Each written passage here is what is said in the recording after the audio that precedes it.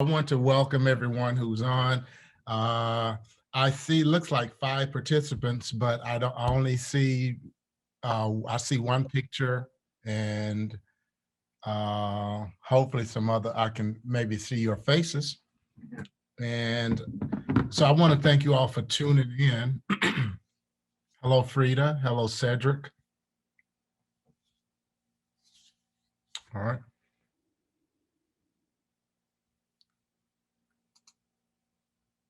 Okay. So thank you all for tuning in. And I want to just kind of do a follow-up and continuation of the conversation that began with Dr. Candace Lewis, and just kind of talk about communicating ministry and preaching in two contexts: preaching and ministry in a post-pandemic or a pandemic context. I'm hesitant to say post-pandemic because the pandemic is far from over, but at least at minimum, we know that it is diminishing its impact. So that's number one, but also in a heavily digital, heavily virtual context, mission field. So I think there are two things that are significantly impacting how we do ministry today. Number one is the pandemic and its current and after effects. And then number two is the fact that we have become, partly due to the pandemic, we have become a much more digital, virtual community or people. And so it has caused us to adjust how we do ministry. First of all, I want to say to you all that I am a big proponent. I have been a champion of the perspective that while the pandemic has been challenging in so many ways, and certainly we grieve the loss of so many lives, the loss of so many homes, communities, jobs, educational pathways. There was also a lot of opportunities and blessings and good things that have come out of the pandemic. And one of them is that it has forced us to change in ways that we already really needed to change. So if you have read anything from my bio, I serve as the lead servant at St. Mark United Methodist Church in Wichita, Kansas, which is one of our flagship congregations in the denomination, one of our larger African-American congregations. But St. Mark is an aging congregation. The exponential growth that this church experienced happened 35 years ago, and the church has started a decline and a significant aging process, probably about 12 to 15 years ago. I got there 5 years ago. And so we've been in the process of leading change, leading innovation, leading reformation. And there were a lot of things that, some of these folks are in there who were in their 30s and 40s when this explosion happened, this growth explosion happened, and now in their 60s and 70s. And so I've been trying to lead them to embrace a new era of ministry. We're heavily focused on young adults, children, and youth right now. And then focused on how we can find new ways to do ministry. And one of the challenges we've had is that people not wanting to embrace a new era, not wanting to embrace new methods of ministry. Well, COVID accelerated their pace of change. So people who were resistant to change have had to embrace it because of the restrictions that were placed on us by COVID. And one prominent example of that is that at St. Mark is kind of if you know anything about Windsor Village, if you know anything about St. Luke and Dallas, if you know Cascade, St. Mark is high energy, but I still consider it high church. So for example, on first Sundays, it's pretty important. Like I have to wear a robe on certain first Sundays for communion. And, that has huge meaning for an older demographic. For a newer demographic, a lot of them come into a church, and that seems like a barrier for them. And so we've been working through that. Well, when COVID hits, the robe has no meaning. how we did communion, the high structure with which we did communion, the Saint Mark, what I call the Saint Markan structure of how we served Holy Communion. That was a very strict and definitive way that they wanted it done. And I kept trying to get them to separate the mechanics of communion from the theology and the blessing and spirituality of community.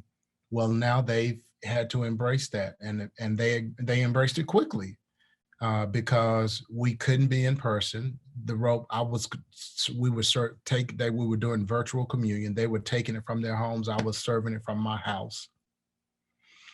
Nobody cared about a robe. Nobody cared about what kind of particular resources, elements, what we were using for elements. So they changed. And so I'm excited. We have not fully reopened. We've allowed people to come back, up to 250 people. We're going to probably push for a full reopening over the next month. But I'm excited about coming back because I'm excited about what my folks have learned during this past year. And my push is that they will not regress back to where we were before, that they'll keep pushing forward. So that's just one example of how we've had to learn. Another example is many of my seniors who had sworn against social media, sworn against smartphones, did not want to have anything to do with any of that. The most progressive they would be, some of them, now this is not all of them, but some of my seniors at the church, some of them had sworn against any current technology. They might do email, and they had a cell phone, but they didn't do texting, and they didn't do social media on their cell phones. They didn't have smartphones. And one of the remarkable experiences I had was last summer during the pandemic. Some of my staff, we were taking food from the food bank and delivering it to our seniors, some of the low-income seniors who may have been struggling financially. We were taking food to deliver to them. And one of the men that I took food to, he's over 80 years old. I think this guy's like 83, 84. And I go to deliver food to him, and he comes out and said, "Pastor, hold up before you leave, but don't, because we would drop the food, set the food on the front door, knock on the door, let them know it was there, because no personal contact." I knock on the door, set the box down, head back to the van, church van. He runs out and said, "Pastor, hold on, come back."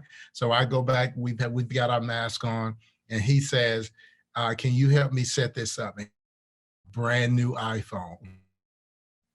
So this is a guy that had sworn against smart devices, but there he is with a phone. And I'm like, "What are you doing with a new iPhone?" And he says, "Pastor, I've never had a smartphone before." He says, "But I had to get one so I can see the services." So he doesn't have a smart TV. He wanted to see the services. And so I said, "Well, I can't set it up, but I got somebody, a member who lives down the street, will have her come over." She came over, set up his smartphone. He was able to watch all of our broadcasts we were doing. At that time, we were doing something every day of the week. And I'm going to come back to that. We were doing something every day of the week. So my point in all of this is to say that COVID has forced all of us, all of our churches, all of us as leaders, as pastors, has forced us to change and to adjust. But what I love about it is that it has accelerated the change. Now, I'm kind of an impatient person. If I think something is right, or if I think a direction is where we need to go, then I'm ready to go. So I've thought through it, I prayed through it, I've researched it, I've studied it. So once I get to the point that I'm sharing it with people, I'm already ready to go. And I've had to learn how to slow down and give people a chance to, because they have not had a chance to process, think through, research, ask questions. So I have to give them a chance to do that. But I love the fact that COVID forced us to accelerate the pace of change. So just make a note of that COVID has forced us to accelerate the pace of change. And I think that pastors and church leaders need to take advantage of that. That's a wonderful benefit. That means that there are things that we would have had to argue for maybe years with our congregations about, that now the conditions, the circumstances have forced them to reevaluate. So I want to focus now on preaching and communicating truth, preaching, ministry in a larger perspective, but specifically on preaching and teaching and Bible study, that kind of thing, small life groups. How do we do that in this new context that we're still dealing with the global pandemic, and we're also dealing with the context that's heavily digital. Many people in your congregation, in our congregations, in our communities, have learned new ways to experience ministry. Some of them are going to other churches, by the way, and I'm sure you know this. They're not just going to your church now. Now that they're doing things digitally, they're tiptoeing and peeking in on a whole lot of different stuff, which means, for one, that we have to make sure we're on the cutting edge and we're doing things with excellence, because our folks don't have to choose just us anymore. So we're not even if they want to do something United Methodist, they don't have to do you, because they can go anywhere. They can find United Methodists anywhere, from the same place that they do you, in their basement. If you're in the Midwest, rural Midwest, on the second floor, in the kitchen, wherever they do church, wherever they do Bible study, they can do that with anybody now. And so you've got to give them, we have to give them a reason to want to do it with us. Okay, and that we'll come back to that later on. So let me begin and talk about a concept that I think that I'm working on right now. I'm working through this. I'm doing a series on relationships. Most of our folks are still online, by the way. As I said earlier, we're allowing up to 250 people into the building, spaced out, with mask on. But so most of our folks are still online. And so we started a heavy series during about a month ago now, called People Stuff. And it's on relationships. And as part of that series, I'm kind of focused in on this concept, and that is how we relate to each other. And I think I want to begin there, because I think that how we relate to each other has a whole lot to do, that carries over to how we preach, how we communicate truth, how we do Bible study, how we do life groups, small groups, how we do ministry. That carries over. And so I want to begin here, and that is that this is always true, but it is particularly true now, that we cannot, we have to be careful, we have to be aware of when we are doing life, doing relationships, and doing ministry as witchcraft. Now, let me put quote around witchcraft. I'm not talking about broomsticks and black hats. I'm talking about, I'm using that as a metaphor, as a symbol, that witchcraft is an attempt to manipulate reality towards one's own good. And so I use that term to refer to three ways that we learn from early on, from as toddlers, we learn how to relate to other people, because that's how people related to us. And that is through either manipulation. And I don't have a PowerPoint. You all just got to take notes. If I say something that's helpful to you, just take notes. That typically we learn to relate to people three ways: manipulation, intimidation, or domination.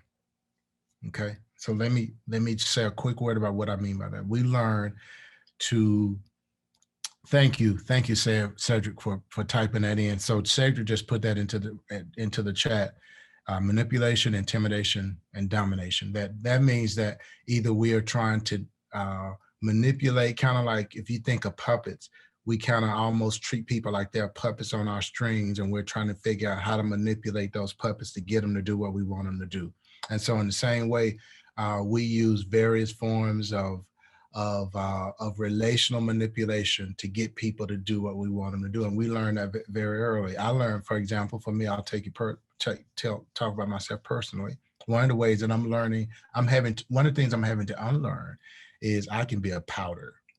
So I learned this very early on. I grew up in a house of 7 people, 5 siblings. I was number 4. Okay, so I'm not the youngest. I'm not the baby. The baby gets special attention. The older sibling gets special attention. Then I'm one of the middle kids, and I'm next to the last. Okay, and so one of the things that I learned to do to get every child is wrestling for mama and daddy's attention. Every kid of all 5 of us are wrestling to get what we want. And my strategy became pouting. And pouting is manipulation because it's throwing a pity party to manipulate people's emotions so that they'll feel sorry for me or that they will empathize with me and then give me what I want. So if something was happening in my household, my thing was to go sit in the corner and pout, stop talking to people, uh, act sad. And then somebody would say, "What's wrong with you?" And then they wanted to cheer me up. And that became a tool of manipulation for me. And I took something that I learned as a toddler, as a small child. I took that, and as I look back over my life, I've been using that same thing. I did it in my early. I've been married for 32 years. London, I've been married for 32 years on June 3rd. For most of that 32 years, I have used the tool of pouting to get my way. Now it didn't work after a couple of years. It didn't work. So for 30 years, I've been having to navigate without my tool of pouting working. But pouting is a way of manipulation, hiding stuff, communicating only half the truth. We have so many ways of manipulating people, and so manipulation is one way that we relate to others. Another way we relate to people is with intimidation. And that's basically threatening people, whether that's threatening people with hell, threatening people with lack of fellowship, threatening people with lack of affirmation, threatening people with lack of approval, threatening people with, loss of job. All the ways that we have of threatening people, that's another way that people learn how to relate to others. So one of the things I'm teaching my staff, by the way, I have some people who work in corporate America who are part of my staff who have worked in corporate America, and they come and they want to motivate people in the church the same way they motivate people in corporate America. In corporate America, you tell somebody to do a job, they don't do the job, you threatening to cut their check, or you threaten to fire them. You can't threaten people in the church. It does not. Number one, it doesn't. To threaten people is to use fear. That's number one, and we know that nothing, according to faith, nothing that comes out of fear produces faith or produces good works. Fear produces hate, and fear produces torment. But we use fear because it works. I mean, if you're a parent, you know that the quickest way to get your kids in line is threat. Okay, threaten them with something. And then the third way we learn to relate to people is by oppression. That is that we gain so much control over another person that person doesn't have the freedom to speak and act as they wish. And so that's another way. And so churches, for my first thing, I want to move towards a close. Here are my closing points. Here's my thing. Taking that thing.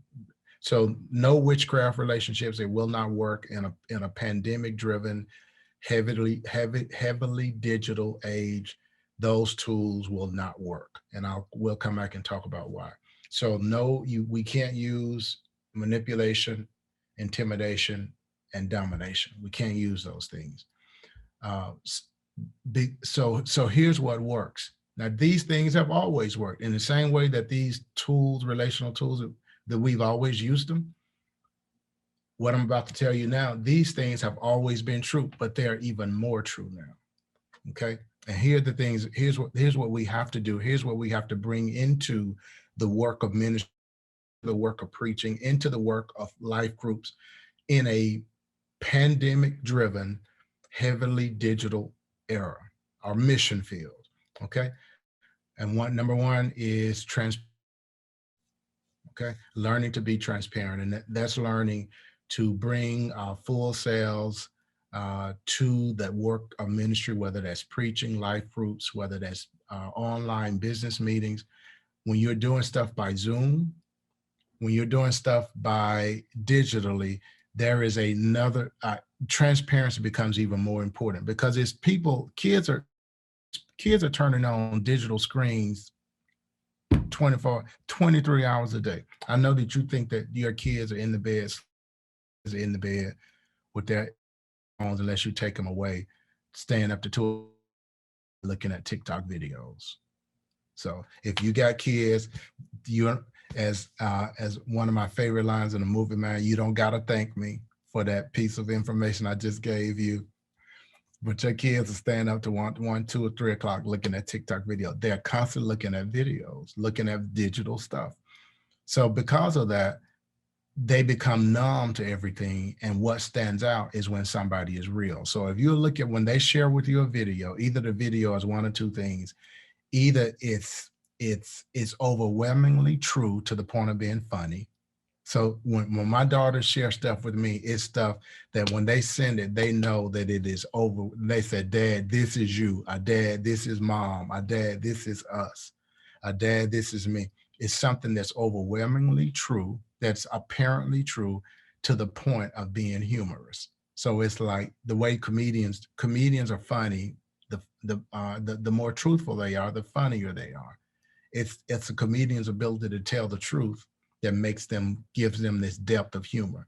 Okay, so that's what they're doing. So if we come on digital, if we're doing finance meeting, men's United Methodist men's meeting, if we're doing a any kind of church gatherings, life group meeting, particularly preaching or doing a life group deal, transparency is huge, is important. You got to learn to be transparent, and that's sharing yourself. So the age in which pastors presented themselves, and once the camera turns on, once the service starts, once the Bible study starts, we go into this preacher mode and we start talking like we don't normally talk. And we start using thee and thou, and we start using a different tone of voice, and we change the arch of our backs, and we become, now I'm not saying that absolutely become excellent in terms of being polished presenters, but even with being polished presenters, we have to do that with transparency, which means allowing people to see you as you really are. Okay, so it's more important now than ever to share your struggles, to share your emotions, to share your hopes and your aspirations, to share more important, that's all that, to share your stories, to share what's happening in your life, what God's doing in your life, to share that, be transparent. Because that is one of the ways that you connect with people. Again, if you want an example of that, go to TikTok. And the biggest thing about TikTok is everybody's trying to be transparent. Everybody's trying to tell you, as they'll come on, and what they tell you is, I'm going to tell you something that nobody else will tell you. I'm telling you something. I'm going to be transparent and real with you in a way that other folks will not. Okay. So transparency. Number two, you got to be vulnerable. And so vulnerability goes along with transparency, because to really be transparent is to risk vulnerability. It's to take the risk of vulnerability, which means that you are exposing yourself to people that you don't know if you can really trust them. You don't know if they really care about you. You don't know if they're going to handle the information right. You don't know if they're going to handle your story right. And I don't know if I'm misinterpreting Jesus's words, but I think about Jesus' instructions to don't cast your pearls to the swine. And so what I often take that to mean that I'm not going to share my innermost being with people that I don't know, I can't trust, that I don't think really genuinely care about me. Okay. But when you make that commitment, then who can you trust? Because as always, even the people closest to you will have, if they haven't already, then eventually you all will hurt each other. And then once you get hurt, then you got to struggle with trust. So then you'll start closing yourself off. And before you know it, you won't trust anybody, and you won't open up to anybody. And that kills community, it kills relationship, but it also kills you, by the way, to hold stuff inside and not share. So transparency and vulnerability, transparency, vulnerability, and then you got to add to that authenticity. So don't be transparent and tell a lie. If you're going to be transparent, tell the truth. If you're going to be vulnerable, be authentic. So don't try to be something you're not. Don't try to borrow somebody else's testimony, borrow somebody else's story, borrow somebody else's faith journey, borrow some other church's focus of ministry. Be authentic. Be authentic. So here's the third thing you'll notice about TikTok videos. They're authentic. So it's like people showing who they really are. It's like peeling. So it's transparency. There's vulnerability, and then there's authenticity. The vulnerability piece, you'll see a lot of crying on TikTok, a lot of people shedding tears, a lot of people exposing their weaknesses, a lot of people exposing their fears. Uh, and so, but that is connectivity. So TikTok, and I know some of you all may feel like you can't learn anything from TikTok, but you can. Go look at TikTok videos and go look at social media in general. And the people who are making the most connections, the people. Now, I'm not talking about stars. Some people get a lot of followers because they're known names. Like the president of the United States is going to have millions of followers. An NBA star is going to have millions of followers. But for people that really are really, I mean, they're not nationally known figures, but they have large followings or they have large social media followings, it is because of their ability to connect with people through vulnerability, transparency, and authenticity. And so I want us to learn from that and take those same tools and bring them into the work of ministry, that we've got to be transparent, we've got to be authentic, and we've got to be vulnerable. And they're not any particular order. I mean, I'm switching order. There's no particular order, and you got to be all three of those. They're really one way of being human. That's a good way. That's a way of being human, and it's three dimensions. So there's transparency, there's vulnerability, and there's authenticity, and all those things kind of flow together in how we do everything, particularly the work of preaching. Okay, so now I want to come to that, and then I'm going to stop at 10:40, and we'll spend 5 minutes taking questions and getting feedback, because we're supposed to stop at 10:45, I believe.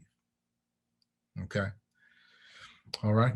So now with the work of preaching, I want to give you a thing that I like for you to take with you in terms of how we think about preaching in a heavily digital pandemic world. Okay. Number one is, if it's true, if you agree with me that we've got to up our level of transparency, authenticity, and vulnerability, if we've got to up those, then what that's pointing to, okay, and let's think preaching now, what that's pointing to is more a different way of communicating, relational communication. So the era of us as preachers coming to people and standing before them and giving a highly structured, almost impersonal, heavily biblical, heavily doctrinal presentation, that has been fading, but it's even fading. It has faded even more now, because you got to be relational. Preaching has to become more of you have to preach conversationally. Now, that doesn't mean necessarily that people are talking back to you, although I think that that's certainly a dynamic that needs to be taken in place. As a matter of fact, if you watch my Ignite broadcast on Wednesday night, if you haven't seen it, you should check it out. I invite the most interesting people that I can get on. I've had people all the way from Jewish rabbis to a cultural anthropologist. There's different people who bring a different perspective to how we interpret the kingdom message. I bring them on and we engage in a teaching conversation. So it's teaching, it's presentation, but it's done conversationally. And it's working. I will say that it's working. Now you say, how do you measure working? And I don't have time to do that now, but we have found that we have higher attendance, and that was my Wednesday night Bible study that I did on campus at St. Mark. When we went digital, I had to move it away from the campus and started broadcasting online, and it just grew. And there's more participation. It has become almost a national event. People watch from all over the country. And then we've been able to enlarge the conversation, but it is very relational. That's how. And so I can tell you that when we're presenting, that I watch the numbers, and the better the conversation gets, the higher the numbers rise. If we go into a mode where somebody starts talking too long, lecturing people, the numbers will start dropping. People will drop off. But if it's conversational and that conversation is transparent, it's authentic, it's vulnerable, then you'll see people log in and you'll start seeing the comments roll in. So if we're having a conversation, watch this, and somebody starts telling a truth about themselves that maybe they have been ashamed of, or that have broken them, that touches people emotionally, you'll see more and more people logging on. So you've got to be conversational. The second thing I want to say, and I've kind of already said it, is that preaching, I want to encourage us to see preaching more so than ever before as a communal task. So preaching is something that we learn how to do together. So share preaching moments where you have 2-3 people working together to present a message, because a lot of what you're going to be doing will go on digitally. So if people log on, one way to be competitive in a digital age is that instead of people logging on seeing just you, what if they log on and they see you and a couple other sharp people that you have a relationship with, and you all are presenting the word of God, presenting the message together in a conversational way, going back. You take a moment, you take 2 minutes. Now let's do interactive, where I say something, then you give me your feedback, but and you can script that out. Or you can at least outline that so that you know where you're going, you know where you want to end up. You got to do that. And so you do that, but it's conversational and it's relational. Which helps us then to bring out the pieces of authenticity, transparency, and vulnerability. Okay, so communal preaching, and then my last thing that I want to say to you is that we have to, go back to what I said in the beginning, because our folks have access now to even more people. So one of the things that happened with the mega church, the reason mega churches grew, was that people in small churches over the last 40, 50 years, people who had grown up in small churches grew up, and then they had options. So they didn't have to go to the community church. So if you lived in a community and that was a community church and that was your family church, but 2 miles away, somebody built a mega church, you had an option. So either the small church had to change what it was doing and present something that was super unique that would make people want to stay there, or people were going to leave to go to the mega churches. That's why there was this huge growth of mega churches over the last 50 years in America. And notice that a lot of that was not new. They were not new converts. They were not conversions. They were people leaving smaller churches to go to mega churches. They were leaving smaller churches, going to the church where there were big screens, that was professional music, there was a professional children's ministry. You took your children to the children's ministry and you take them back to sign up for that day, and you look back, and back behind the door, it looked like Disney World back there. Okay. Okay. It looked like you were about to let your child go into Magic Kingdom. They had everything. So the mega churches had everything so well decorated. And so if you were in a small church, you had to find a way to compete with the mega church. In the same way now, we as churches, because things are so heavily digital, because people are learning, are using virtual ways to connect. And now we're having to do that. We've got to be competitive. And that means that we've got to find ways to distinguish ourselves.